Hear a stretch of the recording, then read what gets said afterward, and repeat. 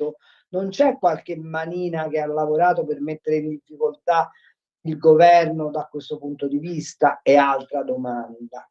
Siamo sicuri di aver fatto i conti giusti col PNRR? Perché secondo me prima o poi la legnata sui ritagli del PNRR ci arriva, e se parte quella legnata lì non ci salva neanche Valdoni, perché lì il problema è che i soldi li devi restituire integralmente, non soltanto per la parte che non hai speso. Ecco, diciamo che il povero Giorgetti si è comportato da bravo ragioniere, ma il problema qual è? È che nessuna azienda affiderebbe mai a un ragioniere un piano di sviluppo. Allora, abbiamo 2 telefonate, le sentiamo però dopo il messaggio che ci ha mandato Antonio e che ti girano. Antonio simpaticamente ci scrive: abbiate un po' di pietà per noi ascoltatori. Se volevo ascoltare 2 ore di critiche al governo, mi sintonizzavo su Radio Popolare, dove dubito che avrebbe sentito argomenti come quelli di cui si parlava qua con Carlo Cambi poco fa, ma questa è una mia opinione. Voglio che mi diate argomenti per parlare male della sinistra al bar, scrive Antonio. Sentiamo le 2 chiamate, poi ti lascio il commento su tutte e 3 le cose portate dagli ascoltatori. Voglio che mi diate argomenti per parlare male della sinistra al bar.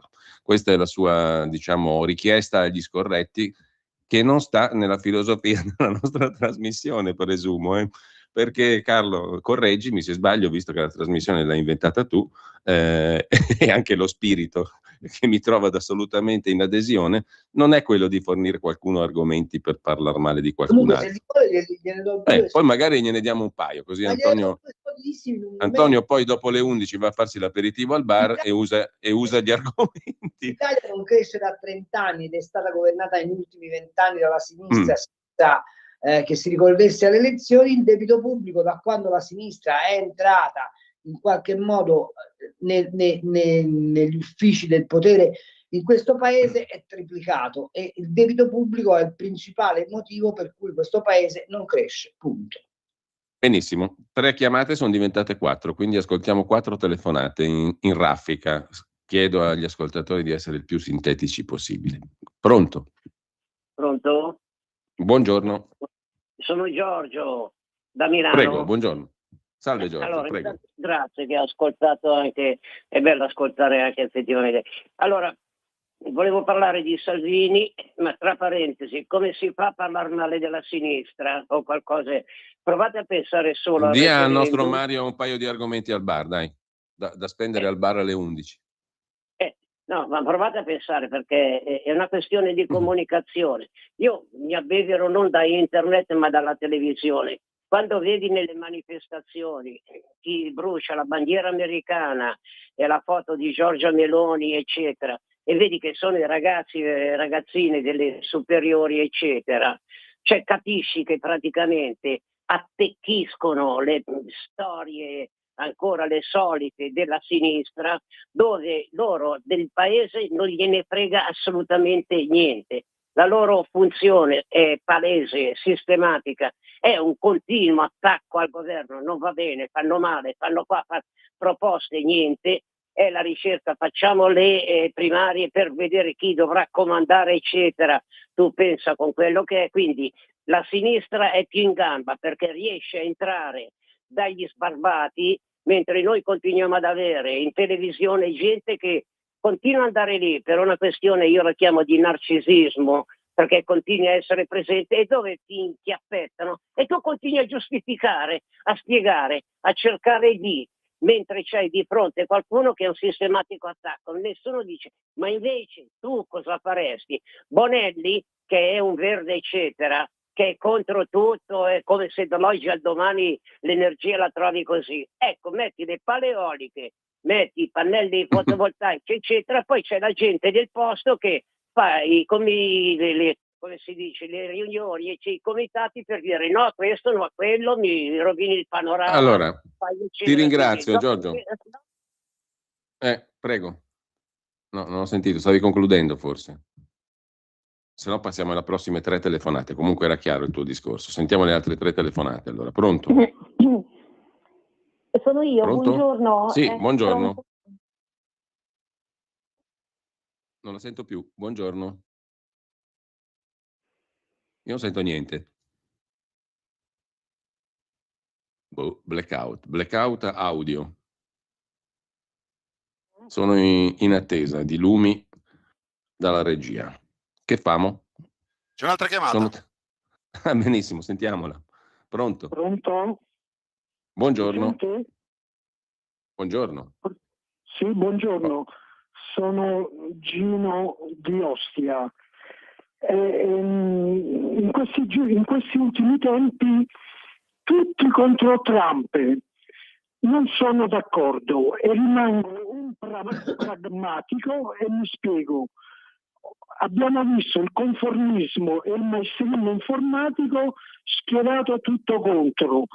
Non si tiene conto della pericolosità di un regime terrorista che finanzia Hamas, Hezbollah e gli Houthi.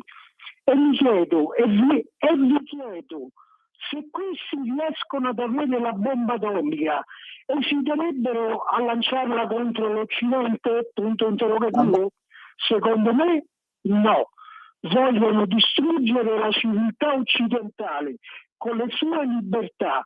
Odiano Israele e se potessero la farebbero scomparire. Ma per noi occidentali la colpa è del presidente americano, è un grande guerrafondaio che va contro il Papa. Ma ci dimentichiamo che la Chiesa non ha confini e predica solo la pace, dimenticando la realtà nel mondo in cui il 70% è governato da dittatori. Oltretutto abbiamo la CEI che vuole tutti i porti aperti, escluso le porte del Vaticano. Ora allora, Gino, abbiamo anche la Meloni che rompe l'accordo con Israele e vieta le piste di Sigonella agli aerei statunitensi che vanno contro l'Iran. Come tutto l'Occidente europeo, le parole di Lutac da Porro. Bene. Gino, devo invitarti anzi devo chiudere perché abbiamo 3 telefonate in attesa, non possiamo chilometrizzarci nelle chiamate. Pronto, buongiorno. Pronto, buongiorno. Allora, io non so se quello che ha detto stamattina signor Cambi corrisponda, io non mi permetto di giudicare, io so solo che a me la Meloni sta veramente facendo tanta pena. Probabilmente non ha capito quello che c'è in gioco, i cambiamenti epocali a livello mondiale, economico, finanziario, di strutturazione appunto dell'economia e della finanza. E quindi ha i giorni segnati. Lei è capitata lì, secondo me, poteva esserci chiunque al suo posto 2 anni fa quando è stato eletto Trump, poteva esserci chiunque, è capitata lei, poteva esserci altre persone, potevano, e probabilmente lei non è riuscita a prendere posizioni. Io non la biasimo, perché non è facile con un capo di Stato come quello che abbiamo noi, con i poteri che ci sono sotto, non è facile fare un governo in Italia. Mi perdoni signora, quindi? Ergo mi fa pena, perché è veramente, non dico i giorni contati politicamente, ma sta facendo una figura pessima, perché quando tu non sei né carne né pesce, anzi puzzi come il pesce di sinistra, hai veramente i giorni contati, e quindi probabilmente il suo percorso è finito e qualcun altro verrà messo che magari ha un po' più di energia e un po' più di potere decisionale. Bene, grazie a lei. Abbiamo altre 3 chiamate in attesa, in rapida successione. Pronto? Sì, pronto, buongiorno, sono Fabrizio di Sabbio Chiese. Buongiorno Fabrizio. Sì, allora io mi soffermo su una parte della dichiarazione di Trump. Allora si può non condividere i suoi modi, i suoi atteggiamenti, la sua strategia politica, che a volte non si trova una definizione neanche di questo attacco all'Iran, dove vuole arrivare, che cosa aveva in mente, si fa fatica a capirlo. Però una cosa che mi ha colpito è che quando lui e Vance parlano di Europa, parlano tantissimo dell'aspetto dell'immigrazione incontrollata e del cambiamento sociale e culturale che sta avvenendo qui in Europa. Allora io vorrei invitarvi a fare una riflessione. Quando uscite nei vostri paesi, nelle vostre città, quando entrate nelle aziende, nei negozi, guardatevi in giro e chiedetevi se questa è l'Italia di 20-25 anni fa, se questa è un'Italia occidentale, se questa è un'Italia che ha la cultura della libertà, se le donne che stiamo importando da certi paesi saranno quelle che sostituiranno le nostre in modo migliore o in modo peggiore. Allora dal suo punto di vista lo capisco, qui c'è una trasformazione e una regressione culturale incredibile. Io sono sempre stato contrario alle religioni, specialmente quando sono integraliste. L'Islam mi fa paura, perché io sono 30-35 anni che vedo immigrati che vengono da questi paesi islamici e non hanno portato nessun beneficio veramente, sia di progresso culturale che economico, se non quello loro di farsi i fatti loro, di lavorare nelle aziende, spendere i soldi nei loro paesi, avere sempre questa mentalità di ritornare a casuccia. Io non ho mai visto un marocchino, un algerino, un egiziano in 30-35 anni mettere su un'azienda, dare lavoro agli italiani e progredire. Nessuna invenzione, nessuna opera d'arte. Guardate che noi da quel punto di vista lì faremo una brutta fine. Io non ho soluzioni, allora, ma io Fabrizio, la vedo veramente male. Grazie anche a te, però ci sono altre, se non sbaglio, 2 telefonate. Pronto? Pronto, sono io. Volevo Prego, dire buongiorno. per Salvini un'osservazione. Ministro delle infrastrutture, al posto che pensare a fare un po' il ministro degli esteri e degli interni, porca miseria, è un'occasione unica che ha di fare le cose col PNR, i fondi che ci sono, eccetera, fare le cose e aprire bocca quando questo è fatto, e invece si occupa come si dice, di fare il ministro degli interni, politiche, ministro degli esteri, eccetera. È una dritta che vi do, perché la gente non sa più. Noi della Lega, di qualsiasi, che sia Liga Veneta, Salvini, Matteo, ma finiscila di parlare di te, delle cose del mondo. Hai un ruolo che è la base per tutti gli sfaceli delle frane, le alluvioni, eccetera. Fai le cose che ti riguardano e fai vedere alla gente che non è destra, sinistra, la Lega, nord o sud, che le cose le fai. Va bene, mi ha capito. Sono i risultati. Basta, qua, sono contento. Ciao, grazie. Grazie. Peraltro è un segretario di partito e quindi i segretari di partito si occupano di tutto, no? Di tutto il quadro generale. Intanto abbiamo l'ultima che per ora telefonata, perché sono tante in fila. Sentiamola, pronto? Sì, pronto, buongiorno. Buongiorno. Cainarca, e buongiorno anche a Cambi.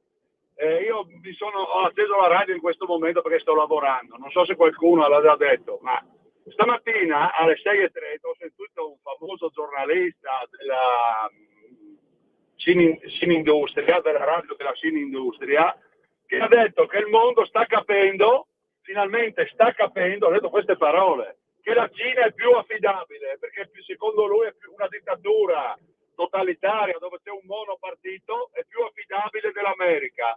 Questi sinistroidi qua, anche la radio di Confindustria hanno occupato, e ho tirato subito perché poi mi veniva da vomitare, no? Ho continuato a sentire il discorso. Niente, volevo dire solo questo. Saluti, grazie a lei a Cambi.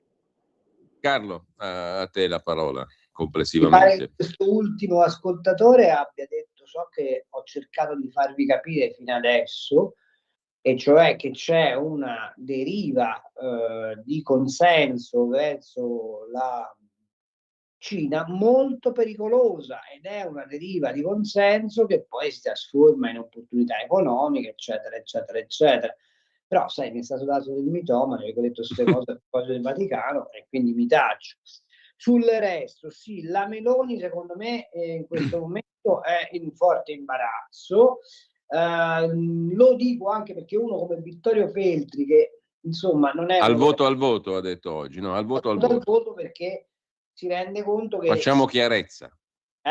Facciamo chiarezza, dice, così almeno sì, facciamo chiarezza. Si rende conto che se va avanti così si logora e quindi è meglio incassare un favore che ancora resiste piuttosto che vederlo deperire nel corso dell'anno, e questo mi pare che metta già d'accordo molti pareri di quelli che abbiamo sentito. Quanto al nostro amico di Sabbio Chiesa, che è un artigiano per il quale io ho un rispetto sacrale, c'ha ragione.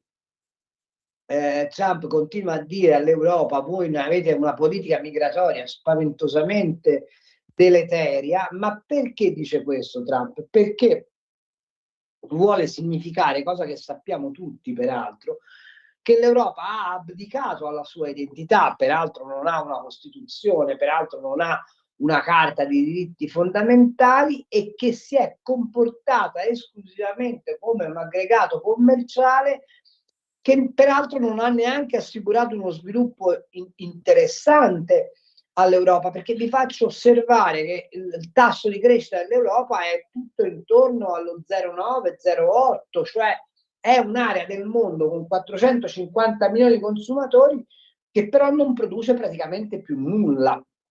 Allora, da questo punto di vista, se la guardi dall'altra parte dell'Atlantico, ma guardate che il giudizio che sta dando Trump, perché poi noi siamo di memoria corta, lo aveva già dato Obama, lo ha dato Biden, non è un giudizio solo dei repubblicani o dei MAGA, è un giudizio complessivo che l'America dà rispetto all'Europa, che è considerata sostanzialmente un saprofita, la stanchezza degli americani verso la NATO, una stanchezza che è data da Clinton, cioè non è una novità. A me mi fa un po' specie che i commentatori di centrodestra, dopo la sfuriata di ieri di Trump, che ripeto può essere anche sbagliata nei modi, ma ha un fondamento di sostanza, non si ricordino queste cose qua. E francamente ieri ho visto la Meloni preoccupata di che cosa? Sa perfettamente che l'unico modo che ha per salvarsi è ottenere la sospensione del patto di stabilità dall'Europa, e la Meloni ieri ha detto cose che potessero piacere a Ursula von der Leyen, perché la capacità di Meloni non è una capacità strategica, è solo una capacità tattica. E sulla capacità tattica lei ha misurato la risposta che ha dato a Trump sul Papa e a Trump sulla NATO, perché spera di avere una benevolenza europea, quando questo governo di centrodestra è stato eletto esattamente per fare il contrario, cioè per andare in Europa e condizionare l'Europa. Certo che se questa è la tattica, ma la strategia è quella delle opposizioni tipo Conte di andare verso la Cina, siamo a posto. Comunque, il problema. Carlo, ci sono alcuni messaggi, te li giro rapidi. C'è un seguace del rasoio di Occam qua che ci scrive: la taglia giù corta col falciotto, diciamo, ma se il debito pubblico non è pagabile, perché non andare in default, far saltare tutto e tanti saluti?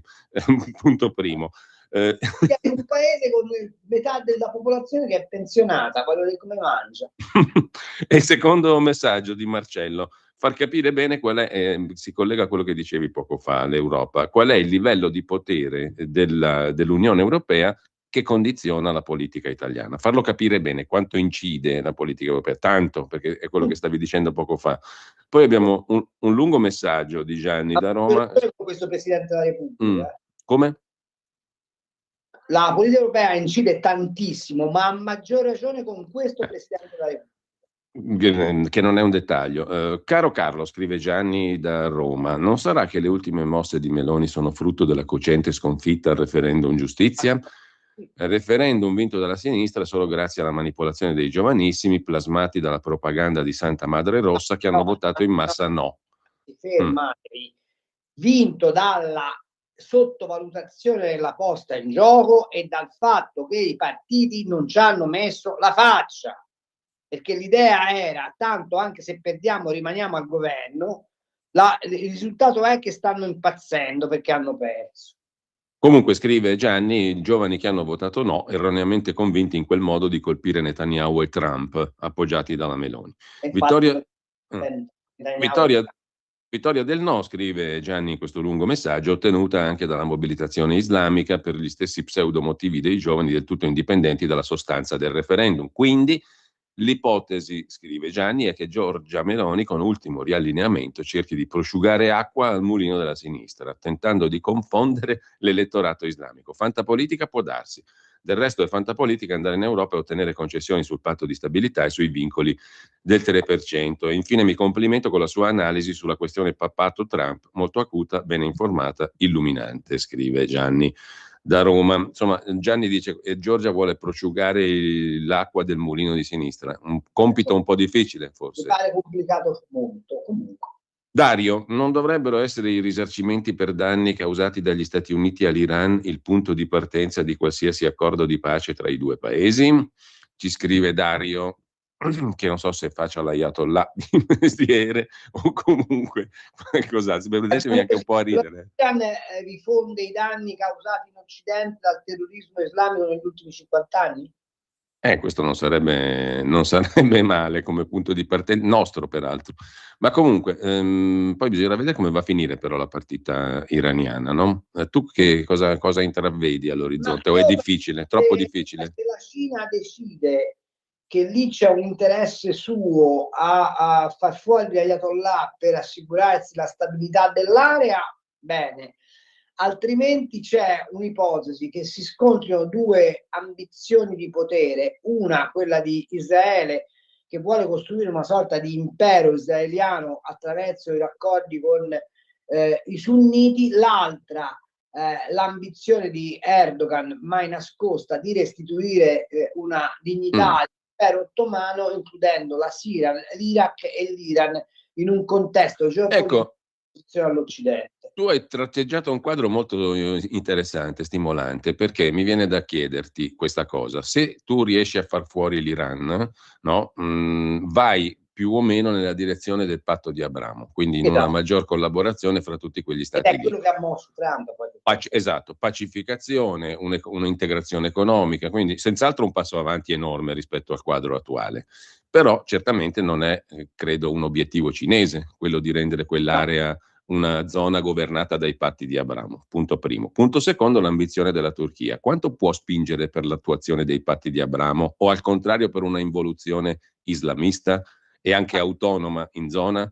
Perché non so se la Turchia partecipi dai patti di Abramo. Probabilmente da un punto di vista economico le conviene tantissimo, ma da un punto di vista di ambizioni di impero ottomano mica tanto. No, da un punto di vista economico non le conviene, perché se la Turchia rinsalda il suo impero ottomano, chiamiamolo così, la padrona del Mediterraneo, quindi gli stretti ne controlla due, non solo Hormuz, ma anche Suez. Già, giusto. E soprattutto chi ci rimette è l'Italia, che viene cacciata dalla sua leadership mediterranea.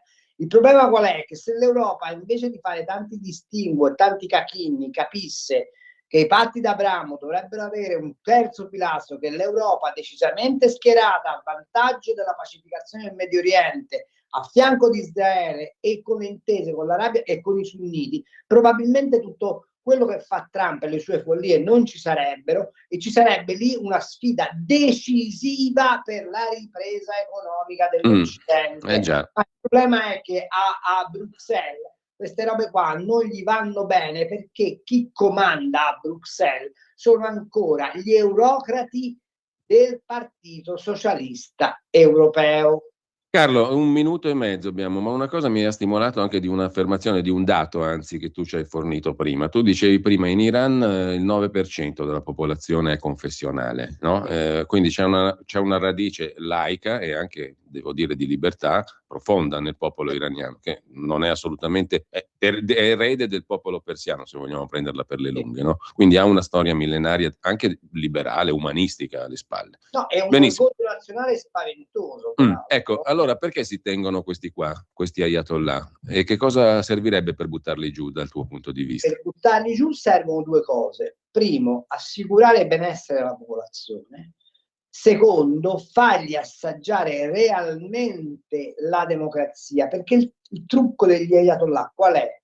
È che gli ayatollah hanno mantenuto un impianto pseudo-democratico, nel senso che fanno le elezioni, ma le fanno tutte indirizzate. Lì servirebbe una cosa molto semplice.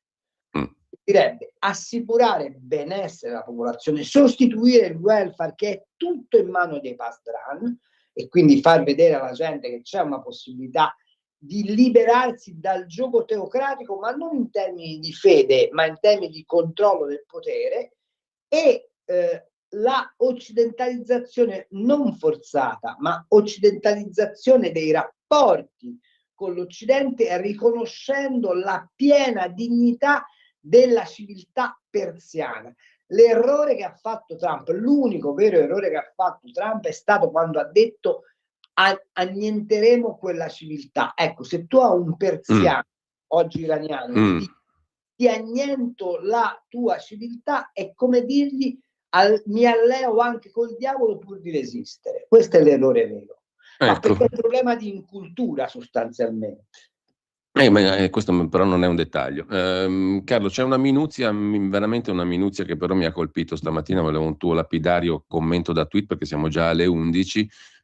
Ho letto, se non ho capito male, che l'ex capo di gabinetto del ministro della giustizia, si parlava di referendum sulla giustizia prima, Bartolozzi, è stata salvata sul caso Al-Masri, vabbè, ok, e torna a fare la magistrata, da quel che ho capito, torna in magistratura. A me sembra che tanti discorsi che abbiamo fatto in passato sul fatto che no, bisognava evitare connessioni, conflitti di interessi, inopportunità, eccetera, vadano a farsi benedire poi nella prassi.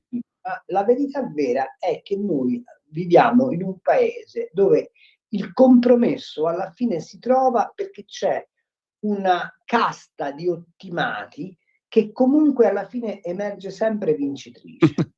E la verità vera è che, e poi mi taccio, la speranza che aveva prodotto Umberto Bossi, e cioè di aprire questo velo di conformismo, si è purtroppo resa vana con la morte di Umberto Bossi. Allora, chiudiamo così. Io ringrazio come sempre Carlo Cambi, grazie davvero per questa ora e 20 di libera discussione, e tutti coloro che ci hanno seguito, che hanno partecipato o anche no. Grazie Carlo, grazie a tutti. E Giulio, ti abbraccio, ti faccio i migliori auguri, noi sappiamo perché, e dai una bella Grazie.